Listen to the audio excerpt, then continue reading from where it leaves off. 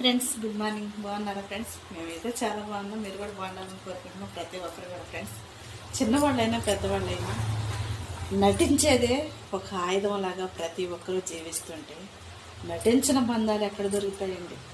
భర్త భార్య కోసం నటిస్తుంది, భార్య భర్త కోసం నటిస్తుంది.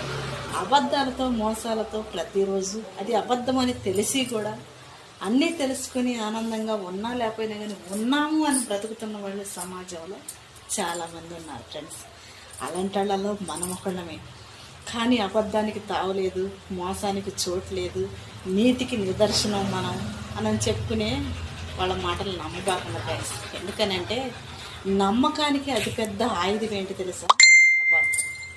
అబద్ధం లేకపోకుండా నీతిగా బతికేవాడికి నిలవటానికి నీడుంటుందా? కట్టుకోవటానికి బట్ట ఉంటుందా?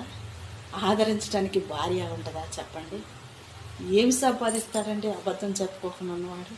అన్యాయమై అడుక్కు తింటూ వీధుల్లో బతుకుతూ ఉంటాడు.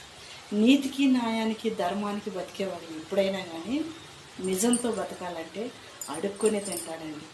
అబద్ధం ఆడుకోకుండా నీతిగా బతకాలి. ఆకాశంలో సూర్యుడిలాగా సత్యచంద్రుడిలాగా జీవించడం మేమని చెప్పేవాళ్ళ మాటలని ఎప్పుడు కూడా నమ్మబారము ఫ్రెండ్స్. ఎవరైనా కానీ అవసరం కోసం నటిస్తూ బ్రతుకుతున్నారని ప్రతి ఒక్కరు కూడా తెలుసుకోండి friends. Okay, by, thank you.